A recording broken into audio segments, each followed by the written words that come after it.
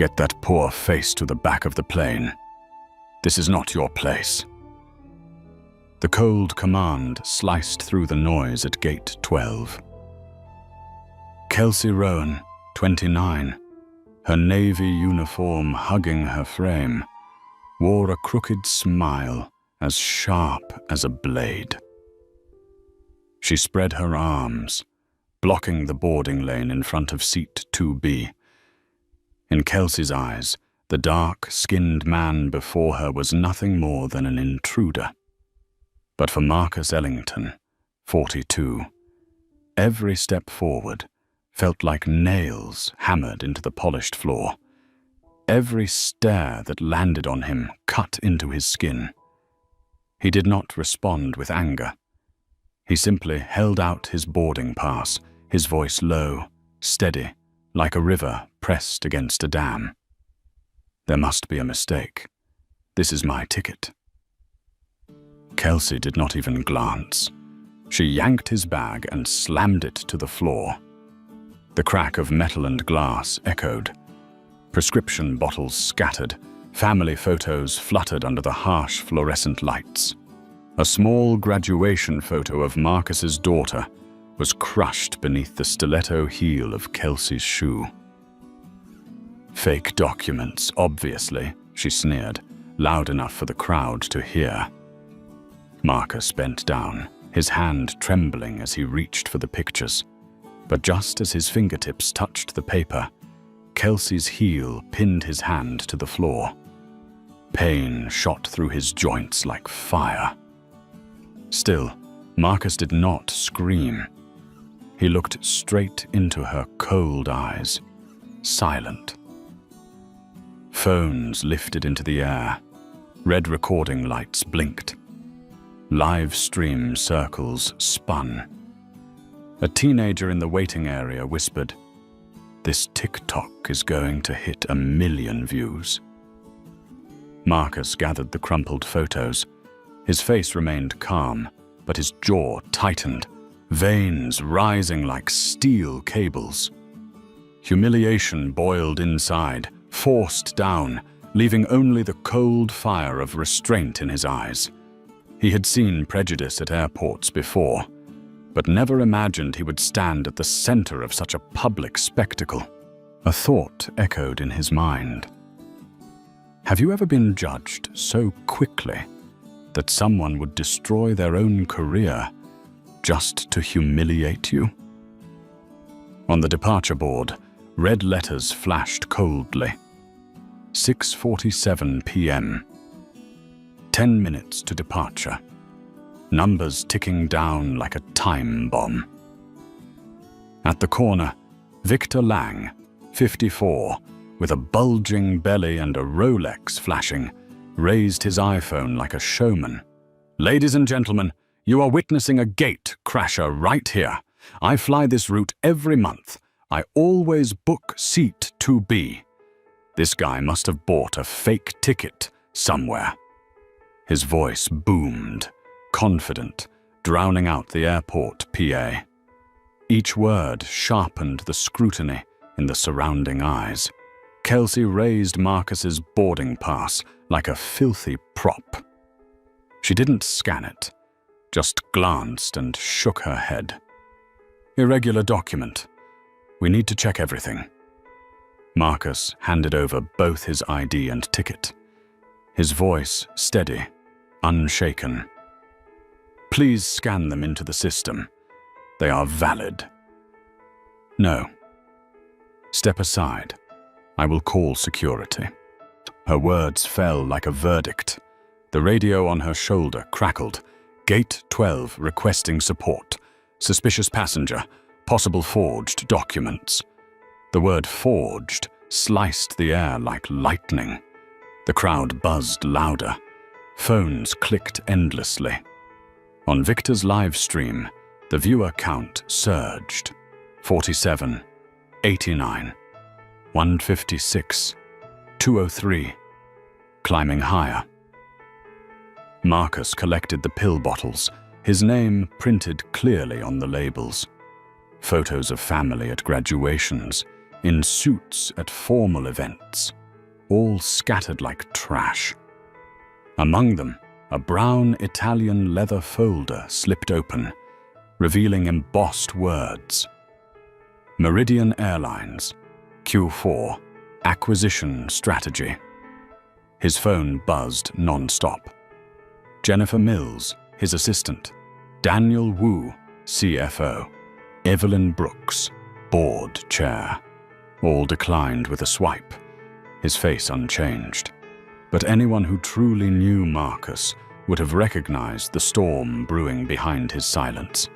The PA voice cut in. Final call for Flight 447 to Chicago. All passengers, please proceed to boarding. 6:49 p.m., 8 minutes. Every second, captured by security cameras, by a passenger in 2A, by a teenager streaming TikTok. Each frame a piece of evidence. Kelsey began to hesitate, sweat beading on her brow. But Victor kept performing, feeding 267 live stream viewers. This is why I pay for first class, to avoid scenes like this. Unbelievable. Behind them, a mother clutched her child, fear in her eyes. Other passengers shook their heads quietly, but no one intervened. 6:50 p.m. 7 minutes. Dana Whitaker, 45, shift supervisor, strode in, heels striking the floor like a gavel. Her name badge gleamed. Operations Supervisor. At her side, Officer Sean Patel, 38, broad-shouldered, eyes sharp as blades. What's going on here? Dana's voice carried the authority of 15 years. Passenger possibly using a fake ticket, Kelsey shot back instantly. Victor leaned in with his phone, now with over 1,200 viewers. Comments poured in. Arrest him already. This is why I hate budget airlines. Oh, don't miss this drama. Dana turned, her finger pointing. Sir, please step aside.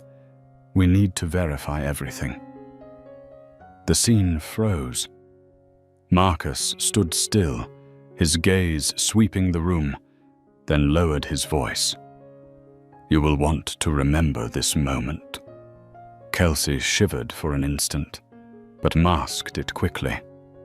She had no idea that the man she was blocking, the man being streamed live to thousands with mocking eyes, was the one holding the fate of the very airline they worked for. The PA system crackled, drowning out the murmurs. Ladies and gentlemen, this is your captain speaking. We are experiencing a slight delay in the boarding process. Please remain patient. But the crowd had no patience left.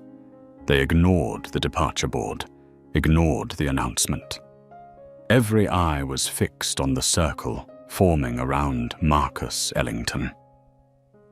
Victor Lang was giddy, performing as if he were the host of a live broadcast. Viewers climbed relentlessly, 1,500, 2,100, 2,600. Comments flooded in like a storm. Arrest him! That's a fake ticket! Somebody call the police!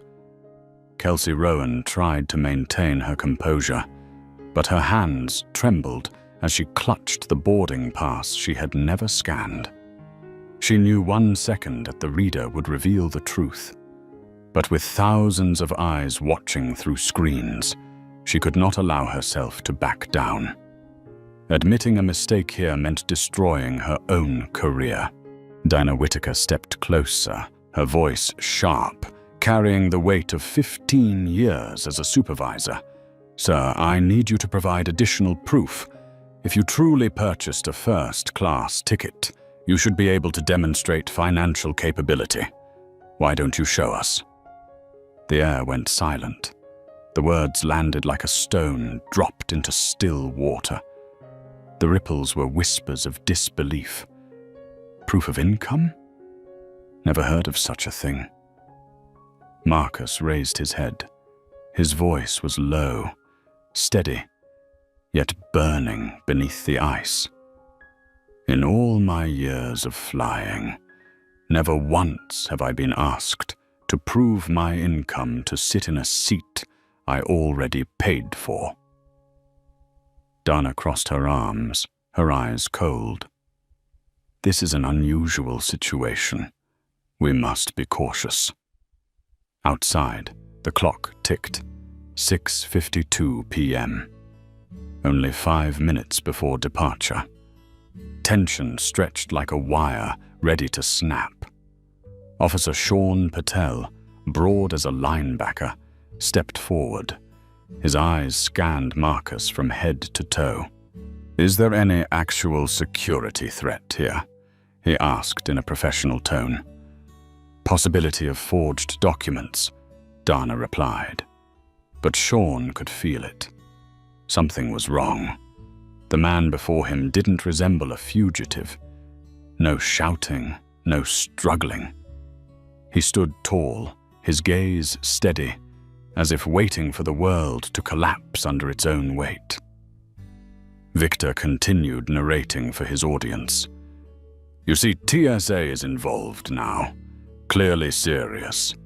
This is why I fly private. Even first class is a waste when this happens." Viewership surged past 10,000. The hashtag #FakeFirstClass began trending on Twitter. Marcus exhaled slowly. Not angry, not shaken, just calm, like someone who had endured far harsher battles. He spoke clearly, each word deliberate. "I request you scan the boarding pass right now, 1 second, and the truth will be clear." But Dana refused. Instead, she seized her radio, ordering, "Call airport police." This is beyond normal authority. The words airport police sent a ripple of shock through the crowd. Some passengers dragged their luggage away. A mother clutched her child and hurried from the seating area.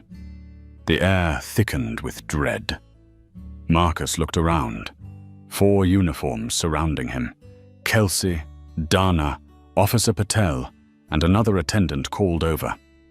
A wall of authority casting its shadow. Yet instead of appearing cornered, Marcus allowed a faint smile to touch his lips. He pulled out his phone. The screen lit up with 17 missed calls.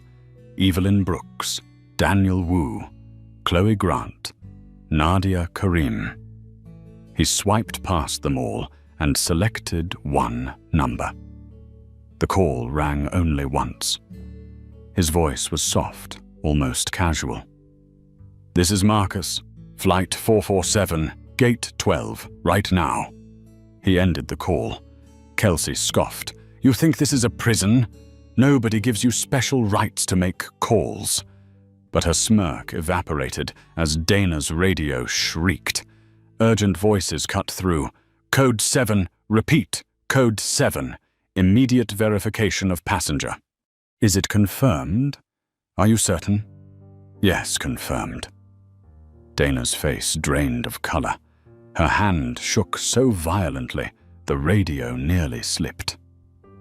"Impossible," she whispered, yet the sound carried straight into Victor's live-stream microphone. The broadcast exploded. Viewers erupted in comments. "What's happening? What does Code 7 mean? Something's going down." Sean Patel narrowed his eyes, his posture easing, his hand dropping from his radio. He realized one truth. The balance of power was shifting. Marcus remained still, his hands folded, his eyes steady. Silent. Composed. And that silence shook the entire room. 6:55 p.m. Only 2 minutes left. Their time was running out. But his time had only just begun. The air at Gate 12 thickened like a storm compressed into a single space. Every eye locked on Dana Whitaker, the supervisor once known for her toughness. Now she trembled as if she had just seen a ghost. "Code 7. Passenger identity confirmed." The voice on the radio repeated, cold as steel. "That passenger is a high-level VIP. Absolute confirmation. No mistake." The entire concourse erupted in gasps and whispers. Victor Lang froze, his hand clutching his iPhone, trembling uncontrollably. Comments flooded his live stream. "What's going on? Google his name. Is he a CEO?" Dana swallowed hard, forcing a crooked smile. "Mr. Ellington, there must have been some misunderstanding. Please come this way. We can resolve this privately." But Marcus Ellington did not move. He raised his chin, his eyes blazing like blades reflecting fluorescent light. His voice cut through the air, sharp and commanding.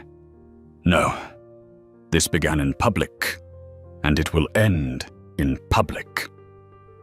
Silence fell like a shroud. Every phone in the terminal pointed at him.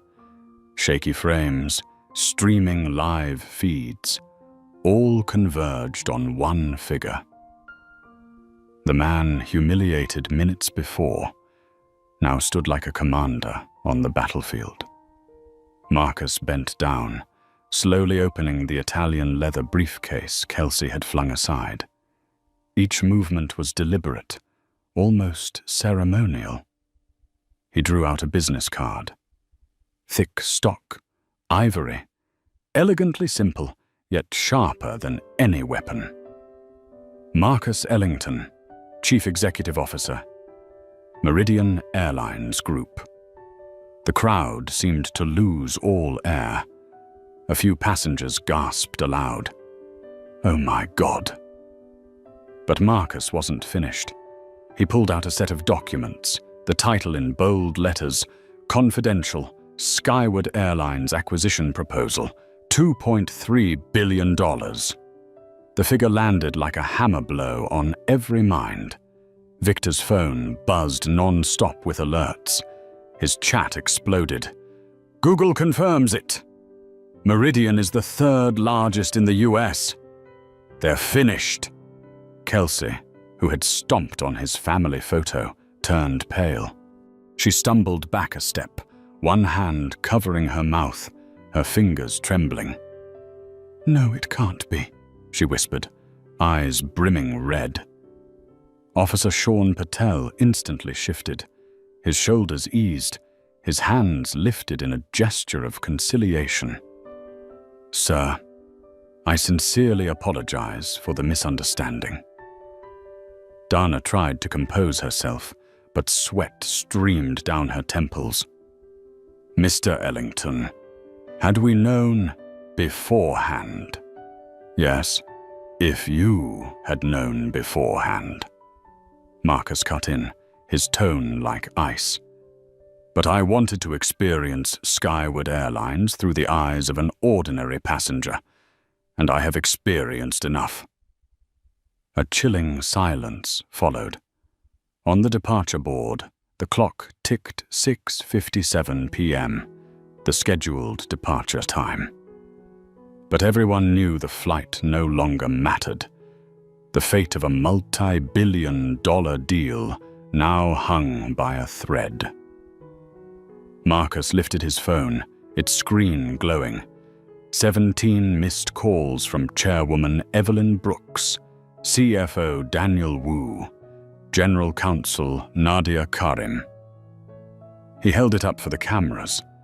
While I was being humiliated, my entire board kept calling. They want to know why a $2.3 billion deal suddenly went silent.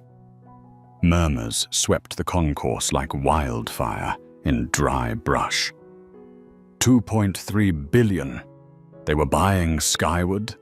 That means... Marcus locked eyes with Dana, his words landing like a verdict. Do you understand what happens when the market learns that Skyward Airlines treats its first-class passengers with humiliation, unlawful searches, and demands for proof of income? Victor, who had postured so confidently before, now muttered weakly into his mic. "Ladies and gentlemen, I think we were wrong." Noise erupted all around, but Marcus remained calm, icy, immovable. He had shown them everything. No shouting, no arguing. Truth and power had unmasked them all. A minute ago, he was the man blocked at the gate. Now, he was the man holding the fate of an entire airline. 6:58 p.m. The flight was officially marked delayed, but for Skyward, their flight into the future had already begun to nosedive. O'Hare Airport had become a vast theater, where every breath and every blink was recorded and streamed live. This was no longer a minor boarding incident. It had turned into a public trial, and Marcus Ellington was the silent judge who held the verdict. He set the stack of documents back into his briefcase, then raised his head to face the crowd. His voice rang clear and steady, but each word struck like the pound of a gavel. Skyward Airlines reported revenue of $847 million last quarter. Net margin 12.3%. Current market capitalization $1.9 billion. The numbers sliced into Dana Whitaker and Kelsey Rowan like a cold blade. Before them was no longer a suspicious passenger, but a man who held data they had never been allowed to see. Victor Lang, still live streaming, swallowed hard. His chat exploded with comments. "He's quoting figures down to the decimal. Google confirms it. He really is the CEO." Marcus pressed on, his tone sharpening with every syllable. Meridian Airlines was prepared to pay a 15% premium for this merger. $2.185 billion. More than 12,800 employees, 43 cities, 2.1 million frequent flyers. The future of all this hangs on how you chose to treat one passenger tonight. A ripple of shock swept the crowd. A woman clutching her child whispered to her husband, "If this is how they treated a CEO, how do they treat ordinary passengers?" Kelsey trembled, her eyes bloodshot, lips moving without sound. Each tear that fell to the tiled floor marked the end of the career she thought untouchable. Marcus turned to face Victor's camera directly. He did not shout. His voice was calm, but its weight made every phone in the room tremble. Federal Regulation 14 CFR Part 382 of the Department of Transportation strictly prohibits any discrimination based on race or economic status. Violations carry fines of $50,000 to $500,000 per incident. A deadly silence followed. Dana wiped her forehead, her palm slick with sweat. She knew every word Marcus spoke was true, and every camera recording was evidence for court, undeniable and damning. "Your employee," Marcus said, pointing straight at Kelsey, "searched my belongings without cause, discarded my medication and family photos.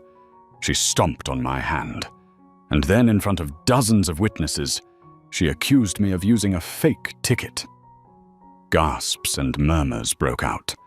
Those who had once stood with folded arms now shook their heads, eyes blazing with outrage toward Kelsey. Victor whispered into his mic, his voice trembling. "Everyone, this is far beyond what we imagined. This is living proof of discrimination." Marcus no longer looked at Kelsey. He turned to Dana, his eyes as deep and dark as a chasm. "And you, Supervisor. You demanded I prove my income before boarding my flight, a condition that does not exist in any policy. You turned prejudice into your own law." Dana's throat closed. 15 years of career collapsed in a single moment. The clock ticked 6:59 p.m. The flight already 2 minutes late. But no one cared about departure time anymore. They knew the thing plummeting was not a Boeing 737, but the reputation of an Airline. Marcus paused. He drew a slow breath, then delivered each word like a blade thrust. Skyward Airlines has flown itself into the storm. This is no longer about seat to be. It is about whether a deal worth $2.3 billion will still exist after tonight. His voice echoed, landing deep in every listener's chest. Dana's face drained of color. Kelsey broke into sobs. Victor bowed his head, clutching his phone as if wishing he could shut the live stream off, but unable to. Gate 12 fell silent. Everyone understood. The real storm had only just begun. 6:59 p.m. The departure board flashed the word "delayed" in red. But to everyone gathered at Gate 12, the two words truly blazing in their minds were disaster. Dana Whitaker's radio crackled non-stop, frantic voices overlapping. A deep male voice came through, urgent and unyielding. "Gate 12, hold position. CEO Arthur Zhao has been notified. He is en route. Repeat, Skyward's CEO is flying to Chicago right now." Dana looked as though she had been struck down. She staggered, one trembling hand gripping the edge of the check in desk to keep from collapsing. Kelsey dropped into a chair, her face drenched with tears. Everything she had believed was following procedure had turned into undeniable evidence of misconduct. Victor Lang was nearly speechless. His phone shook in his hand as the live stream audience soared past 4,000. Comments flooded in. "Skyward is finished. Skyward's CEO has to apologize. Sell Skyward stock now." What had begun as a stunt to boost his following had turned him into a live witness to a corporate disaster. Marcus Ellington remained standing, his posture unshaken, his silence heavier than any accusation. In seat 2A, Dr. Lena Park kept filming, her eyes reflecting both horror and awe. This man was not just defending himself, he was exposing an entire system. Footsteps pounded from the far end of the concourse. A cluster of airport staff appeared, flanked by 2 Skyward attorneys from the Chicago office and 3 members of the crisis communications team. All clutched their phones, fear etched on their faces. One lawyer leaned toward Dana, his whisper caught clearly by Victor's microphone. "You understand, this is no longer a service issue. This is a federal legal incident. FAA, DOT, and national media are all watching." Dana froze. She had once believed her trademark toughness could control any situation. Now control had slipped through her fingers entirely.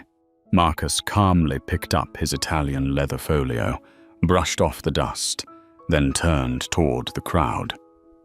"I have declined 17 calls from the chairwoman and the board of Meridian in the last 20 minutes, he said, his tone steady, not raised, yet carrying to every corner.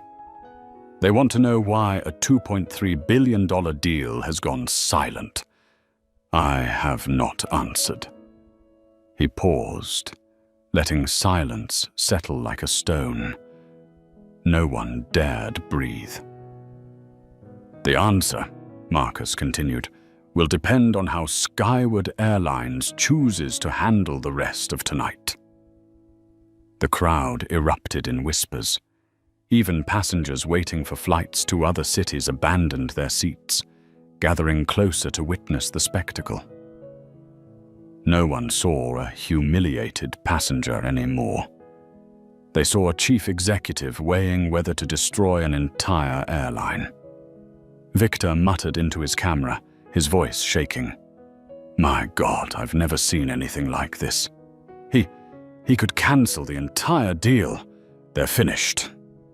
At exactly 7:02 p.m., Marcus's phone rang.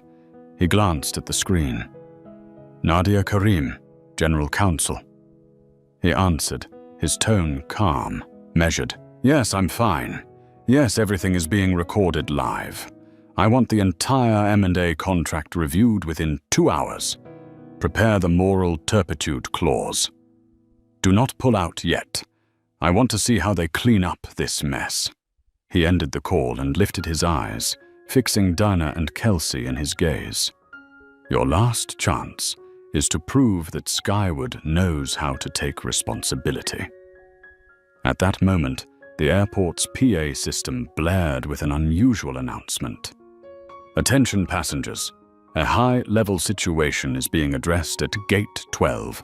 Flight 447 is temporarily delayed indefinitely." The phrase, "delayed indefinitely," rippled through the crowd like thunder. Yet no one complained. Everyone understood. This was no longer about one flight. This was about the survival of an airline. As the clock struck 7:03 p.m., the scene at Gate 12 had transformed into a battlefield. One calm man standing against a collapsing system of power in panic. And every moment was being recorded by Victor's phone, by Lena Park's camera, and by dozens of unblinking eyes. 9:17 p.m. 2 hours after Gate 12 had erupted into the center of a social media firestorm. On the runway, glistening under amber lights, a Gulfstream G650 touched down at O'Hare and rolled to the VIP stand. Arthur Zhao, 56, CEO of Skyward Airlines, stepped off. His charcoal gray suit was creased from the leather seat he had just left, but his presence was undiminished, posture upright, gaze urgent. Behind him followed Linda Harrington, 52, Chief Legal Officer, Henry Cho, 49, Head of Human Resources, and 3 board members. They had not come to travel.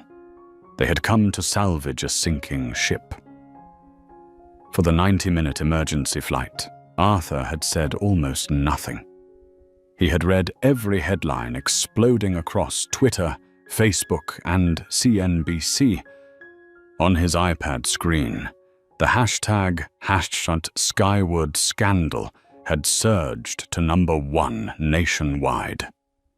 Victor Lang's live stream had passed 50,000 views. The name Marcus Ellington dominated every headline. Meridian CEO humiliated at Gate 12. Tudor, $3 billion deal on the brink of collapse. Arthur understood that one misstep could erase 40 years of Skyward's legacy in a single night. When he and his entourage entered the terminal, the once quiet concourse was now packed with passengers, pressed shoulder to shoulder, all eyes fixed on Gate 12. Cell phones rose high, the glow of blue screens turning the moment into a second courtroom. Marcus Ellington was still there, still in his dark suit, his leather folio neatly beside him. His eyes were calm as still water, yet everyone felt the storm roiling beneath the surface. Arthur stopped. For a moment, the air was so thick it carried the sound of every breath. He inhaled deeply, then walked straight toward Marcus. No more buffer of Dana, no more shield of Kelsey, no more excuses. Only CEO facing CEO. Mr. Ellington. Arthur's voice was low and steady, but cracked under the weight of tension. I am Arthur Zhao, CEO of Skywood. I want to personally apologize for everything that has happened. A murmur rippled through the crowd. Phones captured every word of the historic apology. Dana and Kelsey stood behind, pale as chalk, unable to lift their heads. Marcus raised an eyebrow, but did not answer immediately. He let the silence hang like a blade suspended in the air. The crowd waited. Apologize, he repeated slowly, each word carving itself into the space. Do you believe a single apology can erase what I, and millions like me, have endured? Arthur swallowed hard. He knew he was walking through a minefield. No, Mr. Ellington. I know this is more than an incident. This is a systemic failure. I am not here only to apologize. I am here to listen and to repair. Marcus tilted his head, his gaze unrelenting. Listen and repair. Then give me answers. He turned, pointing directly at Kelsey. Her, the one who humiliated a passenger in the middle of an airport. The one who stomped on my family photos. What happens to her? Kelsey broke into sobs, her shoulders trembling like leaves in the wind. Dana reached to steady her, but she herself was swaying. Arthur exhaled heavily, then turned to Linda Harrington. Linda nodded. Kelsey Rowan, indefinitely suspended. Employee badge revoked immediately. Internal investigation begins at dawn. Marcus did not blink. He pointed again, this time at Dinah. And her, the one who demanded I prove my income to sit in the seat I had already paid for. Dana nearly collapsed, her lips stammering. I thought. Arthur nodded grimly. Dana Whitaker, effective immediately, demoted to customer service representative. Mandatory enrollment in 6 months of implicit bias training. Decision stands as of this moment. The crowd erupted. Passengers clapped. Some shouted. On social media, tweets cascaded. Skywood CEO personally disciplined staff at Gate 12. Kelsey and Dana removed on the spot, Victor whispered into his camera, voice trembling. Folks, I've never seen anything like this. The CEO himself, right here at the gate, disciplining employees in front of passengers. This is history. Arthur turned back to Marcus, his tone heavy with sincerity. I cannot undo what has happened, but I want you to know, Skywood will do whatever it takes to regain trust. Whatever you demand, we will do. Marcus gave a faint smile, but it was colder than steel. He did not say forgiven. He did not say accepted. He simply spoke one sentence. Then prove it. Right here. Right now. Gate 12 fell silent. The beat of a lone bird's wings outside the glass echoed sharp and clear. Because everyone understood, what was about to come would not merely be an apology, but a verdict on the future of Skywood Airlines. Gate 12 had become an open-air courtroom.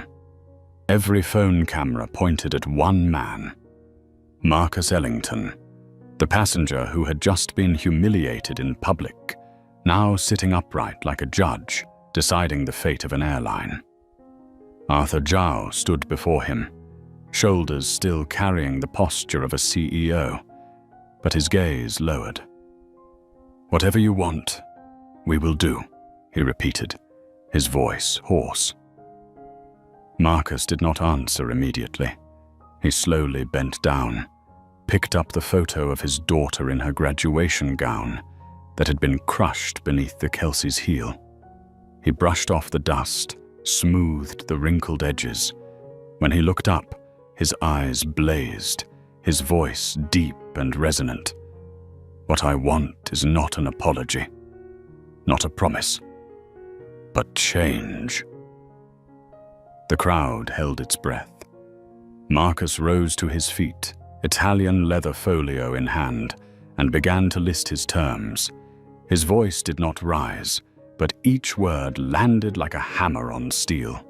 First, Skyward must implement the Dignity First protocol, a service standard guaranteeing zero discrimination, from flight attendants to senior management. No exceptions. Arthur frowned, but nodded. Second, every employee, from pilots to baggage handlers, must undergo mandatory implicit bias training, not once but every quarter. I will appoint leading civil rights experts to design the curriculum. Applause erupted from the passengers. Victor's live stream exploded with thousands of comments. "Yes, this is a real CEO. Skyward has no way out." Third, Skyward will install AI-driven language and behavior monitoring and training programs to detect signs of discrimination early. Machines do not hold bias, but they can reveal human bias. Several Skyward employees exchanged panicked looks. This was no longer an incident. This was a revolution. Marcus paused, locking his eyes on Arthur. Fourth, a reporting app for discrimination will be released for passengers. Any report of unfair treatment will go directly to the CEO's office. No middle management, no cover-ups. Arthur swallowed hard, his hands clasped before him to hide the tremor. Fifth, a restructured reward system. 25% of service staff bonuses will be tied to inclusion metrics, fair and non-discriminatory service scores. If the scores are low, bonuses vanish, and mandatory retraining follows. The crowd murmured. Some clapped, some shouted, "Bravo!" The hashtag #DignityFirst began trending alongside #Skyward Scandal. Marcus continued, his voice lower but heavier. Sixth, Skyward must establish a $50 million passenger rights fund. This fund will be dedicated to training, compensation, and support for all future victims of discrimination. Silence fell. Only the pounding of hearts remained as people faced the weight of truth. Arthur exhaled sharply and turned to Linda Harrington, Chief Legal Officer. Linda nodded, whispering, "If we refuse, we lose the deal. We lose the company." Arthur turned back, his face pale, and nodded before all the cameras. "Skyward Airlines accepts all of Mr. Ellington's conditions." The concourse erupted. Passengers clapped, some shouted. On social media, tweets surged. "Skyward CEO agrees on the spot. Kelsey and Dana finished. Marcus just rewrote the rules." Kelsey collapsed into her seat, hands covering her face, sobbing. Dana stood frozen, like stone. And Marcus? He remained upright, his eyes sharp and cold. No smile, no sign of triumph, only a slight nod, a punctuation mark sealing his declaration. "You," he said, turning to every Skyward employee within 10 meters. "We're wrong to believe you could humiliate a passenger, and no one would know. But today, the whole world has witnessed it." He paused, his voice dropping into the weight of a sentence. "And from today, Skyward no longer has the right to choose how it treats passengers. It is the passengers who will choose how you treat them." 7:10 p.m. 13 minutes past departure. But no one remembered the flight anymore. They all understood. From this moment, American aviation had entered a new chapter of history. 7:30 p.m. O'Hare Airport was still packed, as if every passenger had turned into a witness to history. What happened at Gate 12 was no longer an incident. It had become the nation's biggest breaking news. Screens across the terminal streamed CNN live. The red headline scrolled across: "Meridian CEO humiliated at Skyward. $2.3 billion deal shaken." Local news outlets were live streaming non-stop. Every minute another reporter appeared, microphone aimed straight at the crowd. Victor Lang stood frozen, his phone at just 9% battery, but he dared not shut it off. His live stream had surpassed 10,000 viewers. Comments flooded in. "This is aviation's Watergate. Skyward is finished. Marcus is rewriting the rules." At Skyward's Dallas headquarters, the Media Command Center wall was plastered with tweets, articles, and TikTok videos. The hashtag #HaHaDignityFirst had broken into the global top 5 trending topics. PR staff buried their heads in their hands, some weeping, others frantically drafting press releases. At Gate 12, Arthur Zhao stood before dozens of cameras. He was no longer hiding backstage. His voice was low, weary, but forced to go public. Skyward Airlines officially accepts the reform conditions put forth by CEO Marcus Ellington. Effective immediately, all staff will undergo mandatory implicit bias training. A passenger discrimination reporting app will be developed and launched within 60 days, and a $50 million passenger rights fund will be established tomorrow morning. The crowd erupted. Some passengers clapped. Those filming leaned in closer. Major news outlets rolled the headline, "Skyward bows to Meridian CEO." Marcus sat still. No applause, no nod of approval. He only observed, his eyes deep, as if weighing every word. This was not a moment of personal victory. It was the moment he turned humiliation into a reform accord. In the seating area, Dr. Lena Park, who had filmed patiently from seat 2A, thought to herself, "This is teaching material for an entire generation to come." Dana Whitaker, pale as a sheet, bowed her head as she was demoted on the spot. Kelsey Rowan slumped in her chair, her badge confiscated, her hands trembling uncontrollably. Her sobs blended with the flashes of cameras, composing the dirge of a career cut short.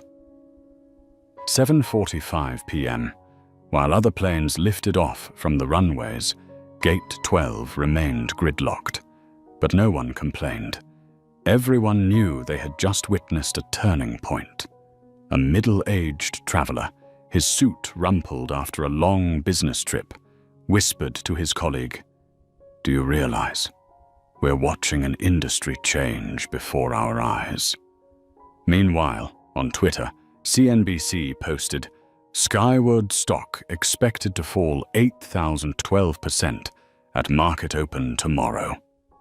On Reddit, thousands of comments dissected the clause, tying 25% of bonuses to inclusion metrics. And on TikTok, the clip of Kelsey stomping on Marcus's hand was reposted with bold text, "Stepping on a $2.3 billion CEO." It racked up millions of views.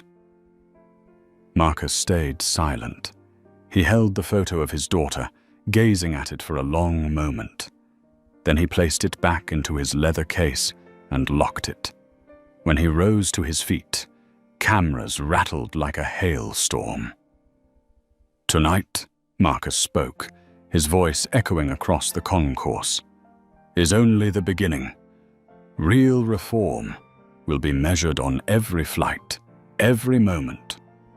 And I will be there, not as a CEO, but as a passenger, to observe." Passengers erupted into applause.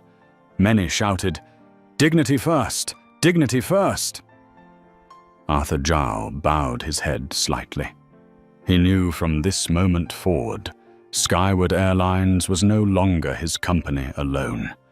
It had become a test for the entire industry. 8:00 p.m. As the crowd finally began to disperse, everyone knew they had witnessed a new chapter, and Gate 12, once an ordinary boarding gate, had become the symbol of a night that changed history. 8:30 p.m. The news spread like wildfire. This was no longer just a hashtag, no longer just a live stream. The story at Gate 12 had outgrown a single airline. CNN ran the red ticker, "Skyward Scandal Shakes the Nation." Fox News hammered it harder. "Discrimination costs $2.3 billion USD." CNBC dissected every condition Marcus had laid out, charts flashing across the screen. Dignity First Protocol, AI monitoring, the $50 million fund. In Washington, senators dialed each other in urgent calls. "We cannot ignore this," one declared live on MSNBC. "If a CEO can be treated this way, imagine what ordinary passengers endure." The Department of Transportation immediately announced a full-scale investigation. The FAA convened an emergency task force on passenger rights. 9:00 p.m., Harvard Business School sent an internal email. "Collect all data on the Skyward incident for a new case study." And at Chicago Law, Professor Martin Cruz told his students, "This is a living example of how one individual can turn humiliation into systemic reform." On Twitter, #DignityFirst climbed to the global #1 spot. Hundreds of thousands shared their own stories of discrimination in hotels, restaurants, retail stores. It was as if society had been handed a mirror, forced to look at the face of bias itself. At Meridian Airlines' New York office, the board of directors held an emergency meeting. Chairwoman Evelyn Brooks set her phone down, her voice firm. "We found the right CEO. Ellington not only protected the deal, he set a new standard. And now, every service industry will have to follow it." Meanwhile, in a small apartment on the outskirts of Chicago, Marcus's family sat glued to the television. His daughter, the one in the photo that had been trampled, quietly wiped her tears. "Dad turned shame into pride," she whispered. His elderly mother nodded, eyes shining like torches. "My son did not strike back with fists. He used his mind to change the world." 10:00 p.m. The numbers began to surface. Skyward stock in after-hours trading had plunged 9%. Investment funds dumped shares en masse. On financial forums, thousands of traders buzzed, Skyward will lose at least 200 million in market cap by morning. But another headline exploded. Meridian's stock jumped 7% overnight. Investors dubbed it the Ellington effect. At the airport, as the last passenger finally left Gate 12, a team of FAA technicians reset surveillance cameras and sealed the entire area. Every frame, every word had been archived as evidence, not just to prosecute Skyward, but to pave the way for new federal regulations. That night, Marcus sat alone in his Chicago hotel suite. In front of him, his laptop glowed with 37 unread emails from Congress, from media outlets, from CEOs of other corporations. But he did not answer right away. He pulled out the photo of his daughter, the one once crushed under a heel, but now pressed flat inside a plastic sleeve. He stared at it for a long time, then smiled faintly. Sometimes, to change an entire industry, all it takes is one moment of humiliation if you are brave enough to turn it into fire. The clock struck 11:00 p.m. But tonight, America did not sleep. 1 year later.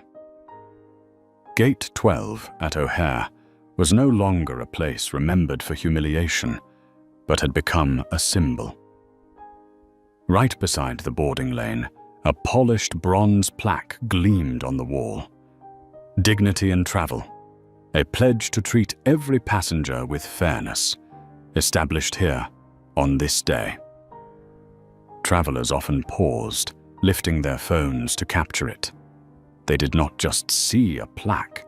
They saw proof that truth could shatter an entire system if someone was steadfast enough to stand up.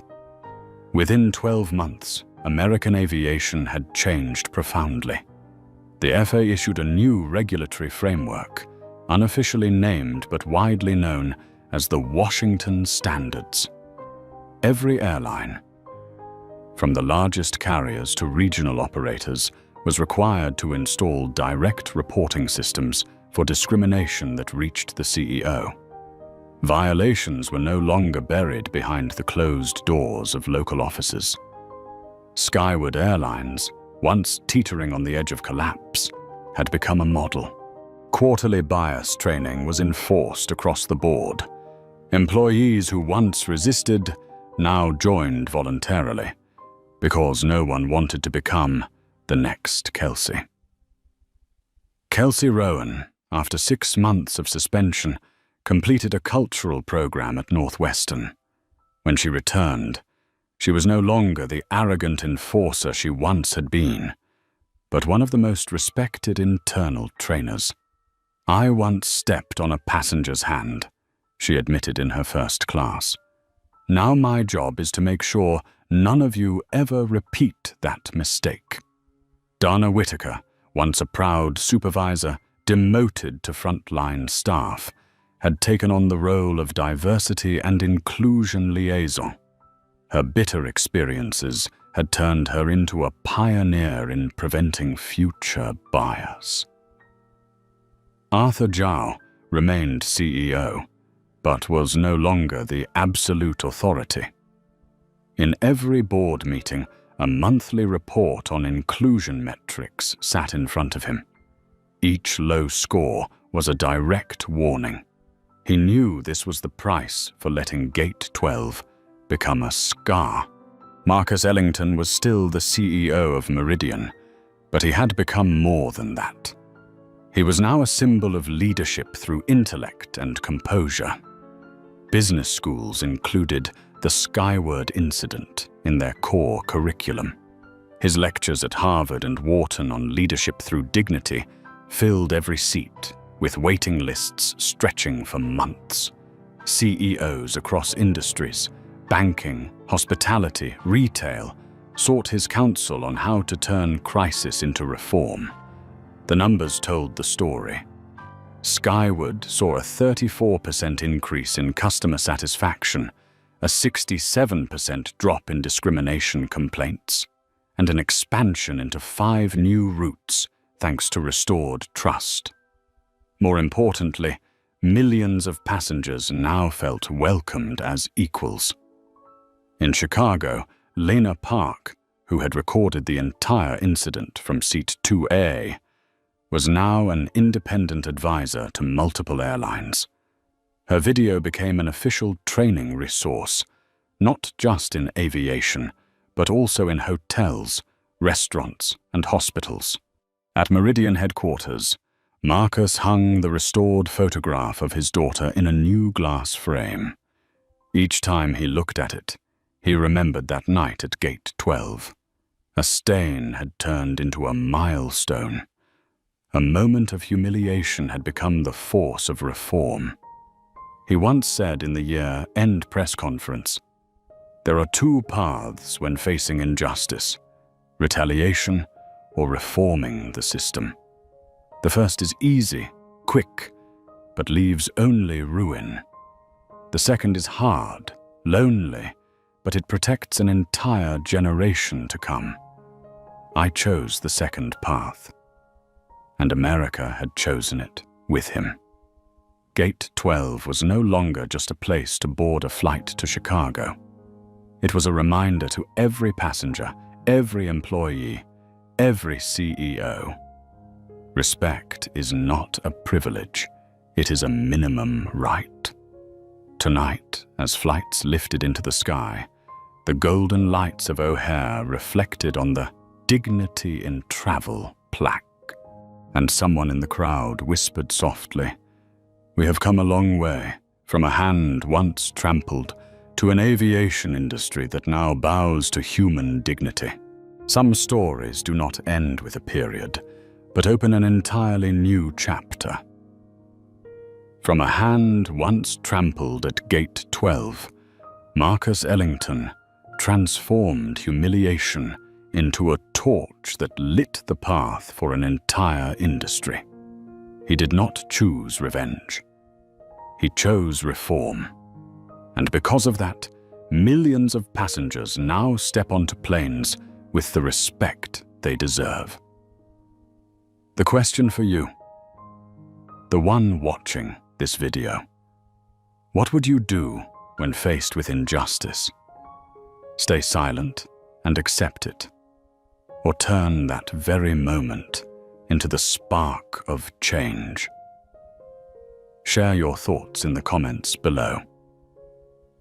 Type dignity if you believe that the dignity of every human being is untouchable. And do not forget to subscribe, so together we can spread more stories where wisdom and composure triumph over prejudice. Because sometimes all it takes is one person brave enough to stand up, and the whole world must bow.